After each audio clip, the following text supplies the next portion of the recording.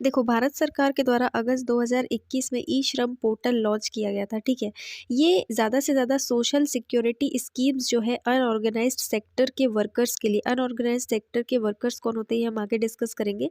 उनके लिए जितने भी वेलफेयर स्कीम्स हैं जिनसे उनको सोशल सिक्योरिटी मिल सके, उसके लिए इस पोर्टल को लॉन्च किया गया था, ठीक है।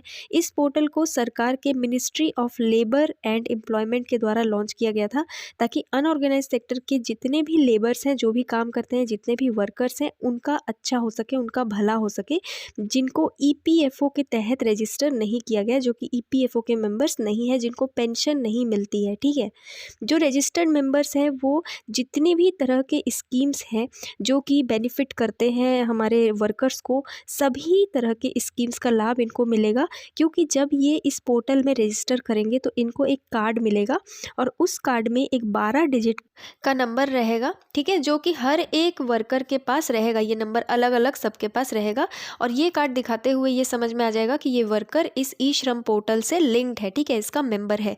जो यूएएन नंबर होगा वो परमानेंट नंबर होगा। एक बार जब रजिस्ट्रेशन के बाद ये नंबर मिल जाएगा कार्ड में, तो ये ज़िंदगी भर चेंज नहीं होगा, लाइफ टाइम के लिए ये रहेगा वर्कर के पास, ठीक है।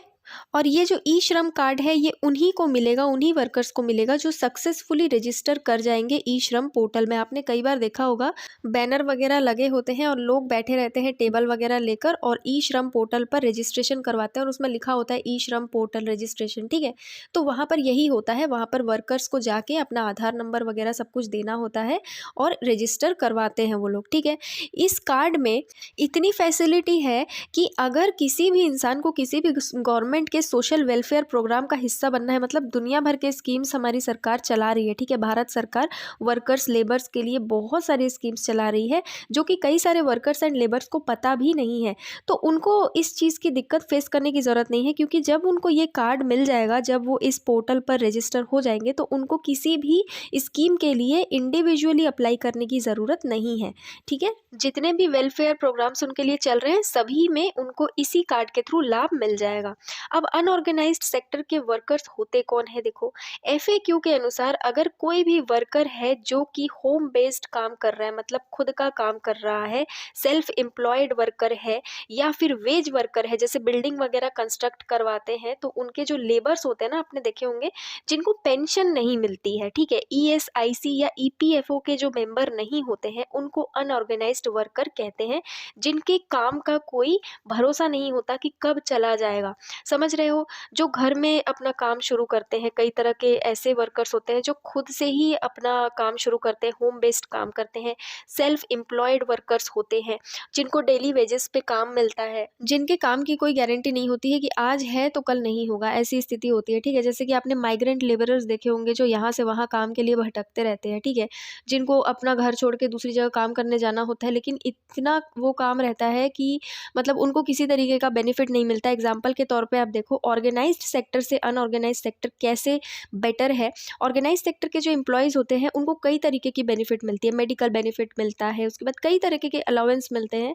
एग्जाम्पल के तौर पर गवर्नमेंट एम्प्लॉयज़, ठीक है, गवर्नमेंट सेक्टर में जितने भी लोग जॉब करते हैं या बैंक वगैरह के एम्प्लॉयज़ होते हैं, ठीक है, ये हो जाते हैं ऑर्गेनाइज सेक्टर के एम्प्लॉयज़, क्योंकि इनको बहुत ज़्यादा बेनिफिट मिलता है। इनको काम करने के बाद जब ये रिटायर होते हैं तो इनको एक फिक्स्ड पेंशन मिलता है, ठीक है, ये ईपीएफओ के मेंबर होते हैं, इसी कारण से इनको कई तरीके के बेनिफिट्स मिलते हैं। लेकिन अनऑर्गेनाइज सेक्टर में जो लोग होते हैं, जैसे एग्जाम्पल के तौर पर प्लांटेशन लेबर जो होते हैं, उसके बाद हैंडलूम वर्कर्स होते हैं, फिशरमैन होते हैं, मछली पकड़ते हैं जो, ठीक है, वीवर्स होते हैं, और कई तरीके के ऐसे एग्रीकल्चरल सेक्टर में भी लोग होते हैं जो काम करते हैं, जिनको एक फिक्स्ड वेज नहीं मिलता है, जो कि सरकार ने फिक्स कर रखा है, ठीक है। एक लिमिट तक वेज मिलना चाहिए सभी को, जितना सरकार ने फिक्स किया है, उससे कम जिसको मिलता है वो भी अनऑर्गेनाइज सेक्टर में ही कहलाता है, क्योंकि उसको जीने लायक पैसे नहीं मिलते हैं, ठीक है। तो इन्हीं अनऑर्गेनाइज सेक्टर के लोगों को ये जो काम है, ये आपने देखा होगा ठेले वगैरह में माल ढुलाई करते हैं, ठीक है, वो भी अनऑर्गेनाइज सेक्टर के ही वर्कर्स होते हैं। मतलब जितने भी निचले स्तर के वर्कर्स होते हैं, जिनको उतना अच्छा काम नहीं मिलता, उतना अच्छा पेमेंट नहीं मिलता, कोई बेनिफिट नहीं मिलता है, उनको कहते हैं अनऑर्गेनाइज्ड वर्कर्स, ठीक है। और इन्हीं अनऑर्गेनाइज सेक्टर के वर्कर्स को ई श्रम पोर्टल के तहत रजिस्टर करके इनको ई श्रम कार्ड दिया जा रहा है। और एलिजिबिलिटी है 16 साल से लेकर 59 साल तक की एज, ठीक है, 16 ईयर्स से 59 ईयर्स तक की जिनकी एज होगी वही इसमें रजिस्टर करवा पाएंगे, ठीक है। उनको ही इन गवर्नमेंट स्कीम्स का लाभ मिलेगा और एक ही कार्ड के थ्रू सभी लाभ उनको मिल जाएंगे। तो बहुत ही अच्छा एक इनिशिएटिव है, सरकार के द्वारा 2021 में ही लॉन्च किया गया है और बहुत बढ़िया तरीके से इस पर काम भी चल रहा है, ठीक है। तो आई होप आपको ये टॉपिक समझ में आया होगा। ज़्यादा से ज़्यादा अपडेट्स के लिए इस चैनल को सब्सक्राइब करें। कोई भी डाउट या कन्फ्यूजन हो किसी भी टॉपिक से लेकर तो आप मुझे कमेंट बॉक्स में पूछ सकते हैं। आज के लिए इतना ही। Thank you.